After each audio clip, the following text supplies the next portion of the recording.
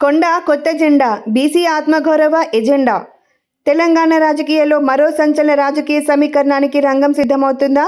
మంత్రి కొండ సురేఖ, కొండ మురళీధరరావు దంపతులు కొత్త రాజకీయ పార్టీ ఏర్పాటుకు అడుగులు వేస్తున్నారా? ప్రస్తుతం రాజకీయ వర్గాల్లో ఇదే హాట్ టాపిక్గా మారింది. బీసీ ఆత్మగౌరవం, రాజకీయ ప్రాతినిధ్యమే ప్రధాన అజెండాగా కొత్త రాజకీయ వేదిక ఏర్పాటు అంశంపై కొండ దంపతులు తమ సన్నిహితులు, బీసీ మేధావులు, శ్రేయాభిలాషులతో సమాలోచనలు చేస్తున్నట్లు సమాచారం. ఇదే సమయంలో కాంగ్రెస్ అధిష్టానం నుంచి సురేఖకు రాజీనామా చేయాలని వచ్చినట్లు జరుగుతున్న తాజా సంకేతాలు ఈ చర్చకు మరింత ప్రాధాన్యం కల్పిస్తున్నాయి. దశాబ్దాల రాజకీయ అనుభవం ఉన్నప్పటికీ ప్రధాన పార్టీల్లో తమకు ఎదురవుతున్న రాజకీయ పరిణామాల నేపథ్యంలో ఇక స్వతంత్ర రాజకీయ వేదికపై ముందుకు సాగాలన్న ఆలోచనకు కొండా దంపతులు వచ్చినట్లు సమాచారం. బీసీలకు జనాభా ప్రతిపాదికన తగిన రాజకీయ ప్రాతినిధ్యం, ఆత్మగౌరవం కల్పించడమే లక్ష్యంగా కొత్త పార్టీ నిర్మించాలన్న ప్రతిపాదనపై చర్చ జరుగుతున్నట్లు తెలుస్తోంది. రాష్ట్ర జనాభాలో 50% పైగా ఉన్న బీసీలను ఒకే రాజకీయ వేదికపైకి తీసుకురావడం ద్వారా కొత్త శక్తిగా ఎదగవచ్చన్న అంచనాతో వ్యూహరచన చేస్తున్నట్లు తెలుస్తోంది. కొండా దంపతులకు ఉన్న దాదాపు 4 దశాబ్దాల రాజకీయ అనుభవం, ప్రజల్లో ఉన్న పరిచయం, బలమైన అనుచరణ గణం, అంగబలం, ఆర్థిక బలం కొత్త పార్టీకి కలిసి వస్తాయని వారి వర్గాలు అంచనా వేస్తున్నాయి. గతంలో పలు రాజకీయ పార్టీల్లో కీలక పాత్ర పోషించిన అనుభవం కూడా కొత్త వేదిక నిర్మాణానికి బలంగా మారుతుందని భావిస్తున్నట్లు తెలుస్తోంది. కాంగ్రెస్, బీఆర్ఎస్, బీజేపీలలో టికెట్లు దక్కక అసంతృప్తిగా ఉన్న నాయకులు, స్థానికంగా బలం ఉన్న నేతలు, సామాజిక వర్గాల నాయకత్వానికి కొత్త పార్టీలు అవకాశం కల్పించాలన్న ఆలోచన ఉన్నట్లు తెలిసింది.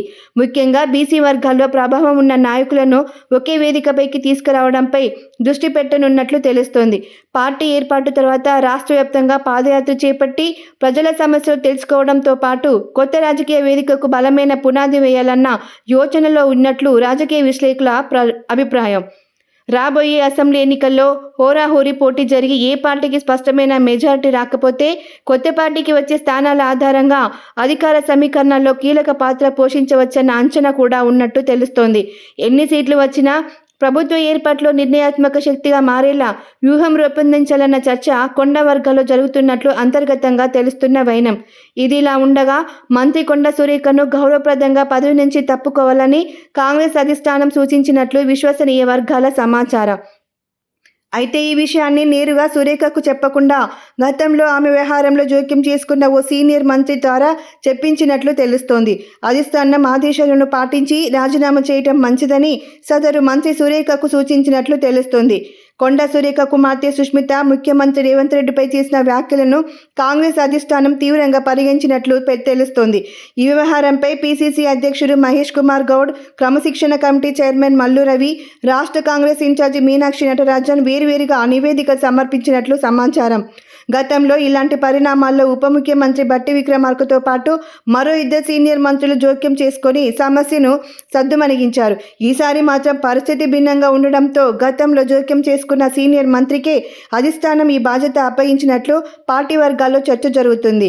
ఉమ్మడి వరంగల్ జిల్లాలో బలమైన రాజకీయ నేపథ్యం ఉన్న సురేఖకు ఈసారి పార్టీ ఎమ్మెల్యేల నుంచి ఆశించిన స్థాయిలో మద్దతు లభించలేదని సమాచారం.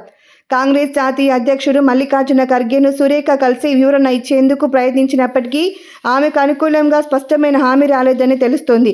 దీంతో అధిష్టానం తన నిర్ణయాన్ని అమలు చేసే దిశగా అడుగులు వేస్తున్నట్లు సమాచారం. ఒకవైపు అధిష్టానం నుంచి రాజీనామా సంకేతాలు, మరోవైపు కొత్త రాజకీయ వేదికపై సమాలోచనలు. ఈ 2 పరిణామాలు ఒకేసారి తెరపైకి రావడంతో కొండ దంపతుల తదుపరి అడుగుపై రాష్ట్ర వ్యాప్తంగా ఆసక్తి నెలకొంది. కాంగ్రెస్లోనే కొనసాగుతారా, పదవికి రాజీనామా చేస్తారా, లేక కొత్త పార్టీ ఏర్పాటుకు శ్రీకారం చుడతారా అన్నది ఇప్పుడు తెలంగాణ రాజకీయాల్లో చర్చనీయాంశంగా మారింది.